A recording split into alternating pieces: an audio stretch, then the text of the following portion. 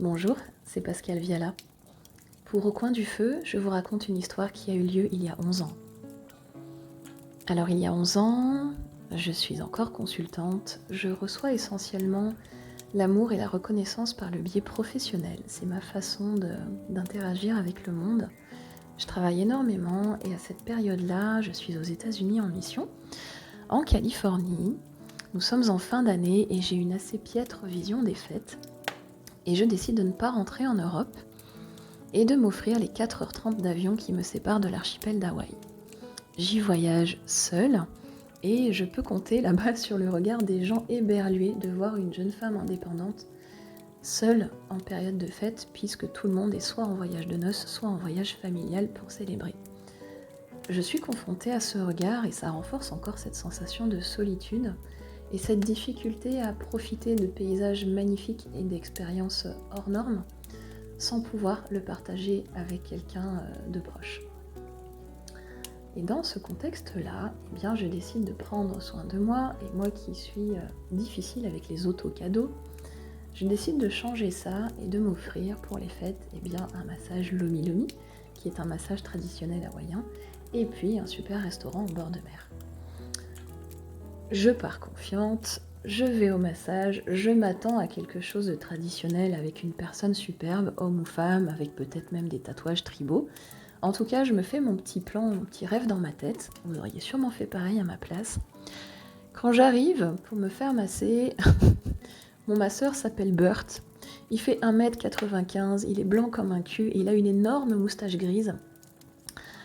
Et pendant ce temps, j'ai vraiment cru que Burt allait me démembrer et que ma colonne vertébrale allait rompre.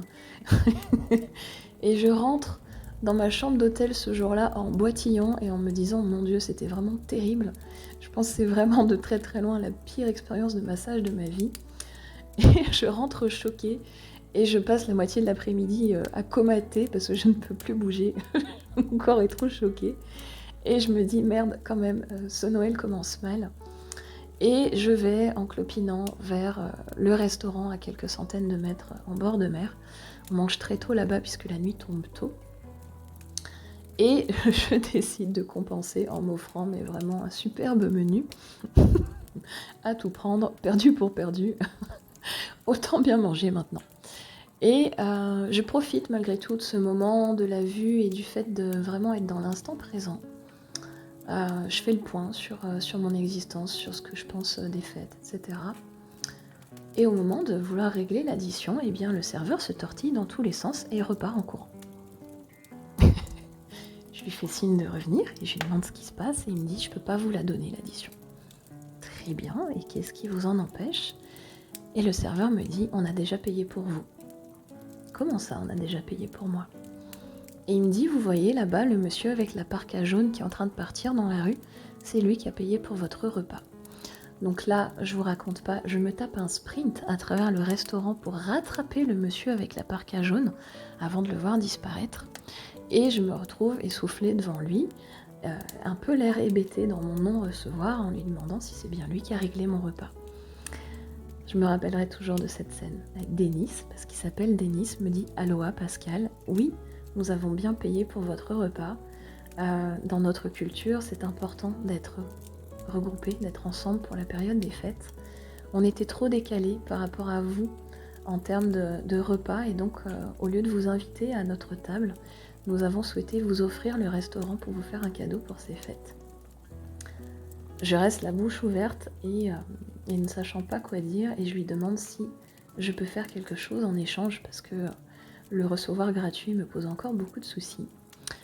Et Denis sourit et me dit « Aloha Pascal, joyeux Noël, vous pouvez juste être en gratitude ». Et je rentre dans ma chambre d'hôtel, clopinante, larmoyante, le cœur rempli d'amour et animé d'une magie différente de Noël depuis ce jour-là. Et chaque année, je fais quelque chose de spécial pour quelqu'un, pour les fêtes, qui parfois le sait et qui parfois l'ignore parce que je reste anonyme, avec toujours la même intention de surprendre et de faire une bonne action pour quelqu'un qui ne s'y attend pas.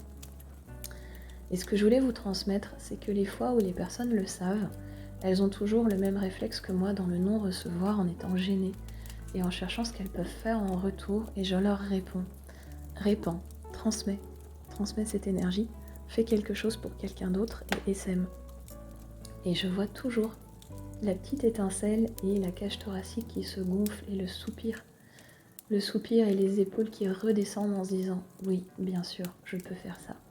Et je voulais vous transmettre ça, cette magie-là, quelle que soit la façon dont vous voyez les fêtes de Noël aujourd'hui. Si jamais elle est positive, tant mieux pour vous. Si jamais elle est un petit peu écornée, vous pouvez mettre la magie dans le Noël de quelqu'un et même dans le vôtre. Il va suffire de changer cette vision. Je vous souhaite de magnifiques fêtes de fin d'année et je vous remercie pour votre écoute.